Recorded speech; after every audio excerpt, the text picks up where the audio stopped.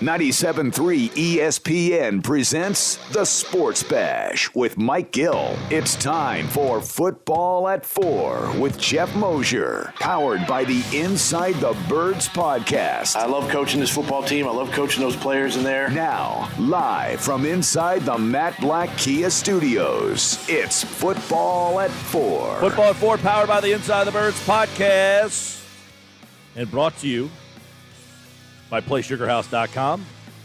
Sign up now. They'll match your first deposit up to $250. Don't forget, the Inside the Birds pregame show Sunday at 10. Geoff Mosher, Adam Kaplan, Trey Thomas, and Greg Cosell. And right now, it is a Football at 4 with Geoff Mosher here, and we got a lot of news on this Friday. Jeffrey, how are you? Well, I'm feeling good, Mike. Hope you guys are feeling well. Well, we're feeling good. I know the Eagles aren't. Right, we're feeling better than some of 7 guys ruled out for the Just Eagles. 7 guys, and they're pretty. They're names that you're going to recognize. Let's go over the ramifications in them. Let's start with. Desean Jackson. I mean, Desean Jackson out again. Alshon Jeffery out again. I mean, Alshon less of a surprise. I'm not saying that Desean Jackson's a surprise, but how frustrating are the Eagles becoming of Desean Jackson's inability to get out there? Oh, I have to think it's been very frustrating. I mean, you're talking about now missing a third straight game, injured that hamstring kind of early, so, I mean, coming out of that one, and it feels like last year all over again, or if it doesn't feel like that, then it feels like maybe 2018 with Darren Sproles and his hamstring all over again. It's just the guy has not – what's the guy played? 4 games since coming back? Well, in some of those games, like the Bears game last year, he played a handful of plays, couldn't finish. Exactly. Yeah, so it's really – he really played the Washington game on opening day last year, and that was it. And other than that, he played parts of games. And then this year, the most he played in a game was, 50% of the snaps?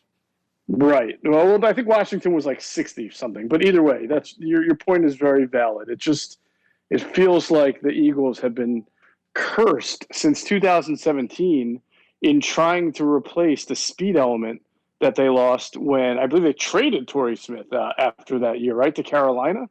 And then the following year, they signed Mike Wallace, and then he didn't stay healthy. And Shelton Gibson is a kid they drafted and has a lot of speed, but he was not a very good player. And Desean Jackson they bring in last year. He has the core muscle injury and now the hamstring injury. And I think that they've got to be really – I don't want to say ticked. I mean, when a guy's an injury, he has an injury. But their messaging, and we talk about their messaging a lot, right, and how it's been mixed. Their messaging seemed pretty sincere and genuine a couple of weeks ago when they said it seemed like more of a tweak than a full-scale, strain. But now we're going to be going yet another week where they don't have him, and it puts the offense in a position where they really just don't have a true speed field stretcher.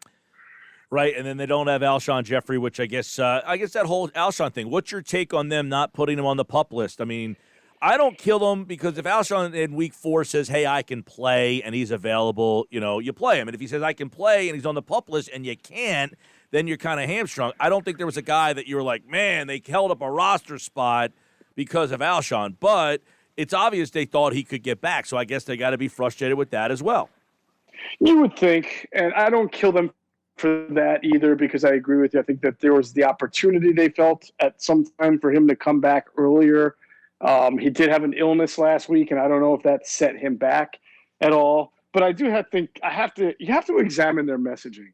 I really do believe you have to examine what is it that, Mike, you always talk about the guy from NBC, Lamonis, right? The people, the process, and what? The product? Yes. Yeah, well, the process here, to me, there's something off. And I'll use a different example. I brought it up in the podcast that we dropped this morning. Casey Tuhill was a 7th-round pick. Okay, not a big deal, 7th-round pick. But he was good enough to make your 53-man roster coming out. He pushed Sharif Miller out of a spot. That's a guy you drafted in the 4th round 2 years ago and never got a chance to get on the field. You pushed him out, and he's on the team, and he plays a position that you value, pass rusher, right? You want young pass rushers. And they cut Sharif Miller to make room for this guy. He's on the team, and now they've just cut him, and he winds up getting signed by Washington. So you lose out on both of those two young pass rushers that you've drafted the last 2 years. And yet, you go back to the comments Howie would make about those guys, both of them, particularly Tuhill. Oh, we liked him, relentless motor. We really think he can grow with us. And then he doesn't get the chance. So what's your messaging on that? What's your process? And I say that with what's going on now with what you asked me, because I have trouble like kind of making sense of what they're trying to do on a week-to-week basis with their team, with their personnel, who they value one day and who they don't value the next day. Because Alshon was a guy who was going to be on IR, and then reports are up, well, they're trying to trade him. I mean, he's been on the trading block because they're trying to get out of the contract. So which is it? Are you trying to get the guy healthy so you can trade him, or was he coming off an injury where most people admit are closer to the 10 to 11 month mark or whatever? I think 7 to 10 month mark, where he's in that window now, but he's on the early end of it. So do you want him on the team, or do you not want him on the team? Is he not on the 53 because you want him to help you? Or do you have him on the 53 just to show other people that, hey, he's progressing and you're trying to trade him? I lose my mind trying to figure out the motives of the team sometimes. I can sense the frustration. But speaking of frustrating, more injuries to talk about on the offensive line. Lane Johnson, we all know the record with him is significantly better than without him, so that's clearly going to be a big loss. On top of that, Matt Pryor out, who was the weakest link, and Brown sliding in. So what do you think about the right side of this line? Well, I actually think that you might be getting an upgrade at right guard, although Jamon Brown has not been playing. I do believe, and we'll see, I could be wrong about this. I think, though, if you ask people in the NFL, they will tell you Matt Pryor is a backup, and Jamon Brown was a starter who probably is a backup now, but more of a starter material than Matt Pryor. So you might actually be getting an upgrade. And let's face it, when they signed Jamon Brown, they knew that he had been a longtime starter and that he's a good athlete, a little bit of a good pass protector, not as much of a mauler, but a guy who can give you and hold down that spot. So I do think you're getting an upgrade there. Now, as far as right tackle, I've liked what I've seen from Jack Driscoll this year. But the one thing about rookies, and Jack in particular, is that they tend to come in and play not at the weight that they should be at. You want this guy to get stronger. You want him to get bulkier by year 2 and year 3 and develop so that you even maybe move him to guard where you can really use that athleticism that he has down the road. So he's going up, though, against he held his own well against the Steelers, who have some good pass rushers. But this Ravens front it's not as skilled per se as you get out of Bud Dupree and J.J. Watt. But in some ways it's better because it's really stout and brawny and physical. You got guys like Calais Campbell, who's 310 pounds and 6'8". You got a good kind of rusher in Matthew Judon, who doesn't get a lot of recognition like Watt and Dupree, but is just a kind of a real powerful guy. So I think that's the area I worry about with Jack Driscoll, is that his technique has been good. He's smart, but you just worried about him getting out-muscled and pushed back and having that pocket collapse because he's going up against a different breed of power in this Ravens front seven. All right, Geoff Mosher, Inside the Birds podcast dropped today, and don't forget the Inside the Birds pregame show Sunday at 10. Avonte Maddox is also out. Now, I want to ask you about that because Mills has been over at corner. It looks like Will Parks is going to be ready to play, and you wonder, is Mills now out of the safety role and he is now back to corner for good? And that what does Will Parks add, and how will that change their defense? I don't know if he's out of the corner or the safety spot for good. I mean, I believe that when they went into the season, they had a plan to use Will Parks and to use Jalen Mills. They wanted to play 3 safeties a lot. I think, if anything, Marcus Epps is a guy that may take a step back when you have an entire healthy secondary and Avonte Maddox is ready to return. Out. By the way, he's out this week as well. Marcus Epps is out this week as well. That's right. And I think Rudy Ford is out because he's on IR, if I'm not mistaken. Yes. So, at this point, it's funny because somebody told me in the offseason, he said, this is going to be the year that it's going to be more important than ever that have players who can play multiple positions. especially on defense. And so it is important. It's very helpful and beneficial for the Eagles that they have Jalen Mills, even though he's not that good of a player, that he could at least play these spots and help you hold it down if he can. That being said, if the Ravens can figure out a way to get Hollywood Brown isolated on Jalen Mills, then you're not going to be calling it a beneficial matchup. But the reality is it could be a fourth or fifth corner who's not that good either. So it's kind of it's a good thing, but it's also it's not necessarily a great thing. It allows you to hold the fourth down. But when you have this many injuries, you get guys playing out of position. That's never ideal. What does Will Parks in your mind bring? Because to me, we talked to Nick Ferguson way back when they signed him, and one of the things he brought up was dime linebacker. And to me, maybe that's a way they can try to get Nate Geary off the field and get some help on covering these tight ends. Yeah, absolutely. Now, I know that Will Parks came here with a reputation for being able to do a lot of things, not just coverage, but blitzing, stopping the run, put him in at nickel a little bit and have him do some short area coverage. So, yeah, if he can get on that tight end and give you something a little that Nate Geary is unable to, I think we talked about the other day. I mean, 23 of 23, that's almost unfathomable that someone can allow that. So even if Will Parks can come in and make one stop, he's already done a better job than Nate Geary has all year long. So we'll see how much he plays, right? I mean, he's coming back from being out quite a long time. I was a little skeptical about how much he would be able to do. So I guess we'll just have to see.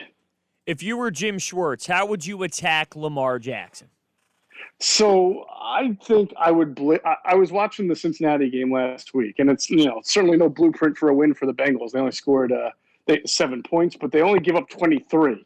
And I say only, and that's because last year the Ravens averaged a lot more than that. And as I watched the game, I noticed there were times that the Raven offense struggled, and that's because with Lamar is trying to be more of a pocket quarterback this year. He hasn't run nearly as much. He still can run, and he does do damage, but not like last year when he finished 6th in the NFL in rushing.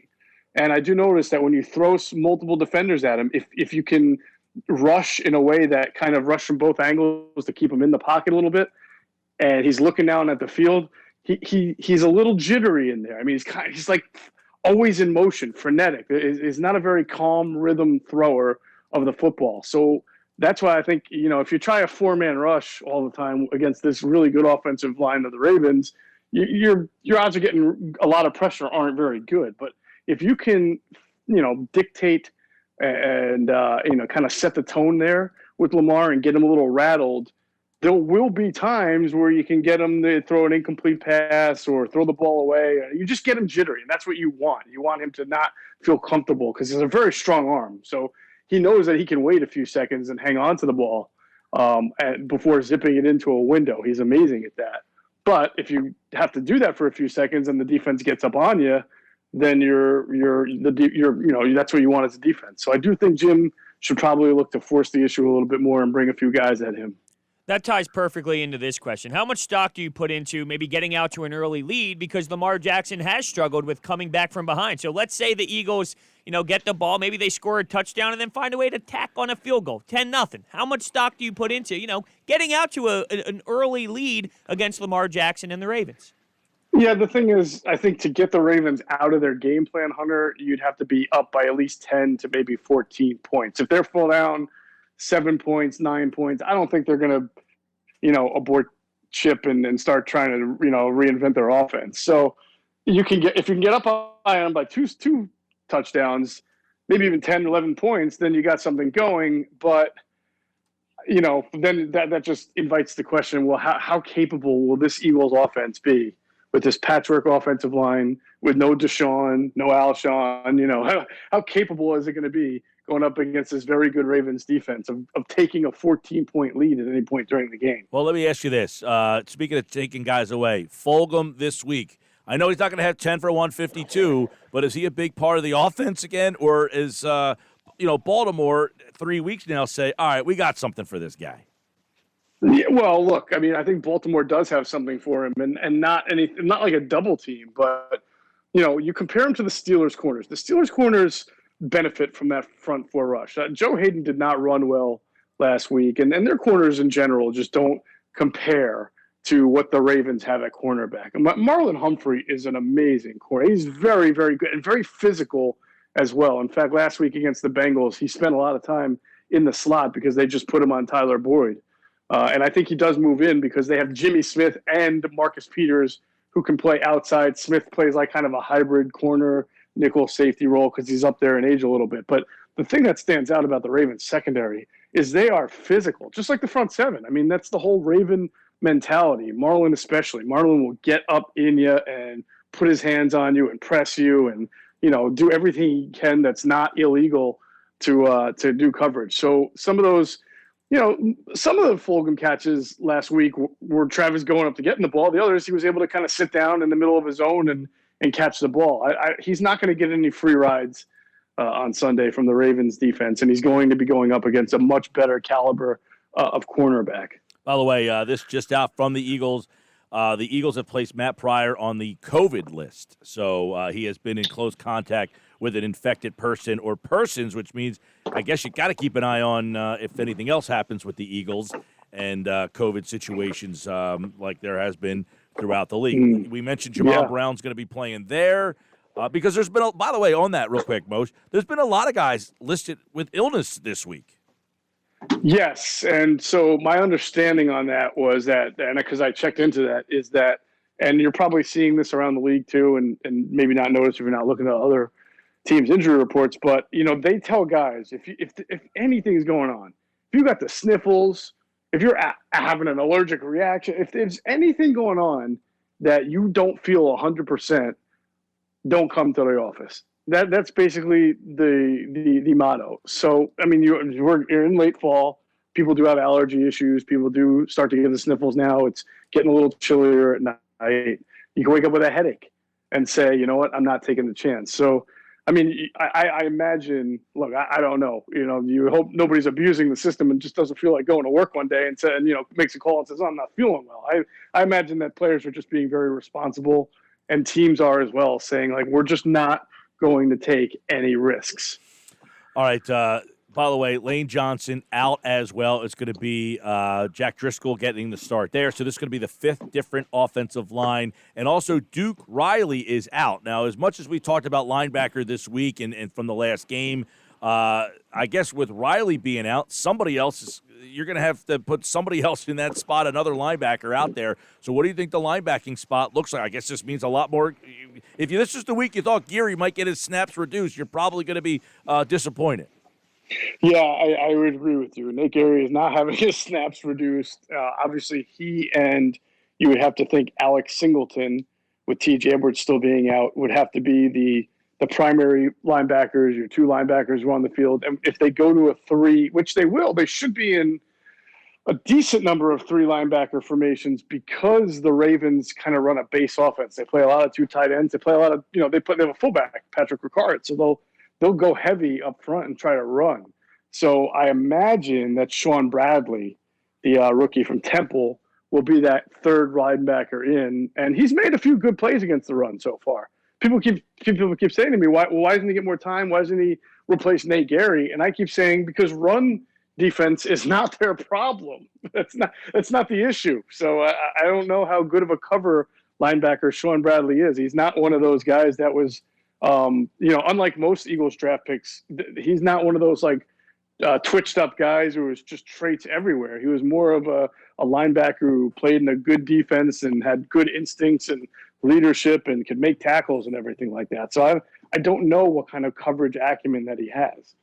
How do you like this matchup in terms of the Eagles defensive line against the Ravens O-line? Do you think there's a possibility of, Fletcher Cox, Brandon Graham, Avery, Barnett having themselves a good game? Yeah, the possibility is there. They need to, Hunter. I mean, this has to be a game where Fletcher Cox and Javon Hargrave and Malik Jackson really set the tone, because you can funnel some of your pass rush. You can, the way they run the wide nine and have the guys attacking from the edges, it'll cause quarterbacks, especially ones like Lamar, who may want to take off to run up the middle. And so you need that middle clogged, and that's what those guys are there to do. It's supposed to be the best, DT trio in the league.